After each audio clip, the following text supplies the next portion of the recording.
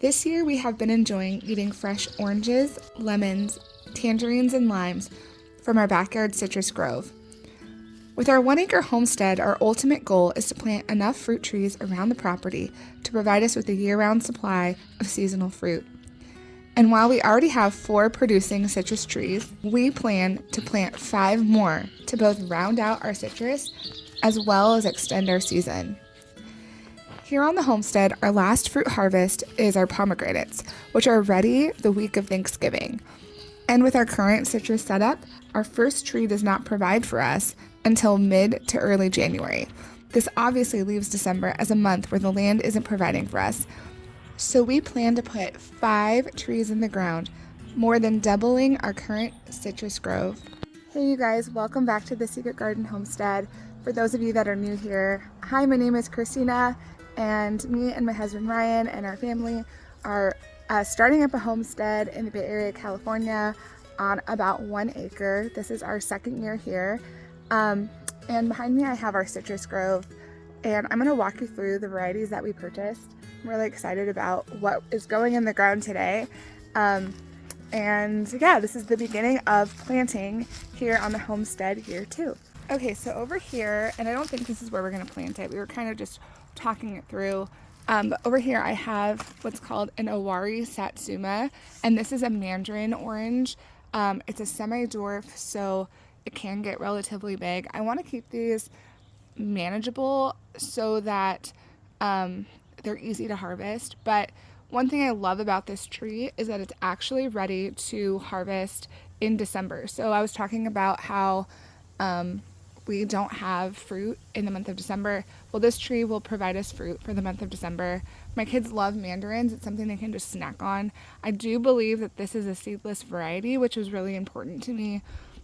So yeah, our Owari Satsuma will be going in, and I'm hopeful that in a few years this will start producing and we can get some mandarin oranges from it. And I've showed this tree before. This is a Mexican lime tree, otherwise known as like a key lime tree, and it does have limes on it. I'll show you. They're ready, and actually they're falling off. I literally had to harvest that, but they're ready when they're like this yellow color. Let's see. So yeah, they're starting to fall off. I think they're overripe at this point. And over here to round out our mandarin oranges, I bought, I believe this is a Tango seedless mandarin orange. And you can see it has oranges on it, or mandarins on it. These are ready to harvest in the like late January, February timeframe. So my goal is to have mandarins for a few months out of the year. This is also a semi-dwarf. It's going in the ground. I'm so excited about this. Okay, coming over this way, I have 3 more trees. No, I have 2 more trees. We were gifted from my aunt this Meyer lemon semi-dwarf tree, and as you can tell, it really needs to get out of the pot. We got this last year, but with everything kind of going on with our family, we were not able to plant it. It needs some TLC, so we're gonna get it in the ground. It is fruiting again, and it did have lemons on it this past year, so you can kind of see it's giving us those buds, but it definitely has some bug damage on it. So I'm gonna take some really good care of it, and yeah, we're gonna plant this. And then over here is our last tree we're gonna plant. This is a Moro blood orange. This orange tree will be ready to harvest, I think, the same time as our navel orange tree. And it's also a semi-dwarf. So those are the 5 trees that we're planning on planting this year. Ryan's already starting to tackle all the holes, getting everything in place.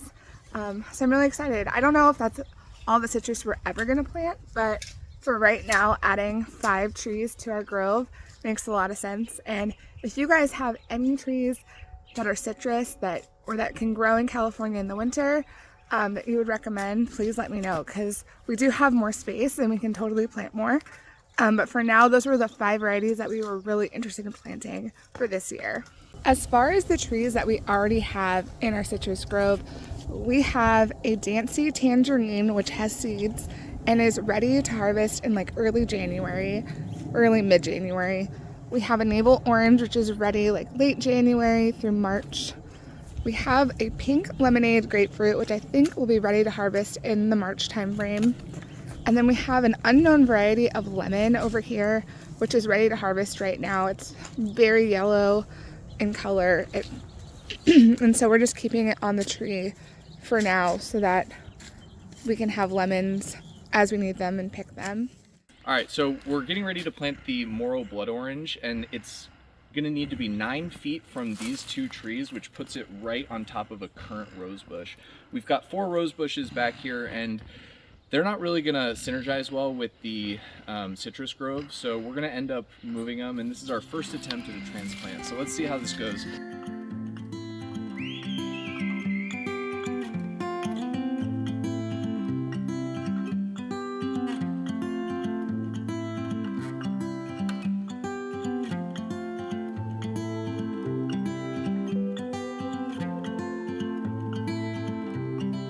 This right here is a 5-gallon gopher cage, and we want to make sure that we start out by filling it out with a little bit of dirt.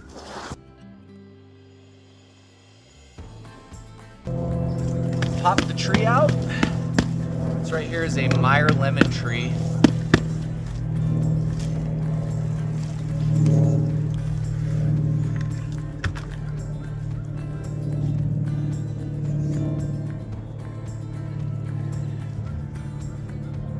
Alright, and then we're just gonna fill up the rest of the gopher cage.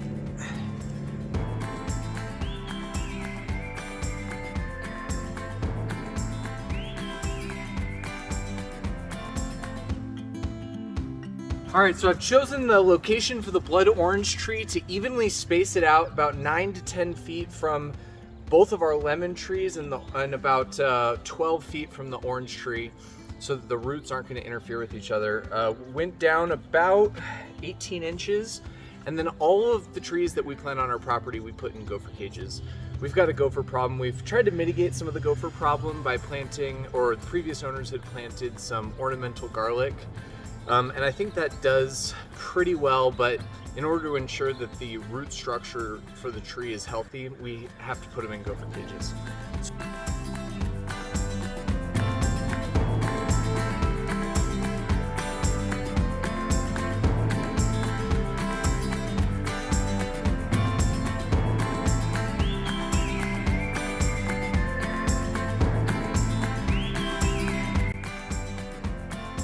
This has been a tough spot for us in terms of figuring out how to get things to grow. I think the plants that we've had here before have had to compete with the roots of this big tree, and then also there's some plumbing, and I think the dirt is just not particularly fertile. So what we've done is we've actually planted this dwarf lime tree in a 30-gallon wine bucket, half wine bucket. And so just by giving it a little bit more dirt, we're hoping that it's not going to compete with the other roots and hopefully be able to grow healthy. In order to make sure that the roots could go down into the ground, I cut the bottom of the wine barrel out, and so the roots can just grow right out the bottom of the wine barrel and get into the native dirt.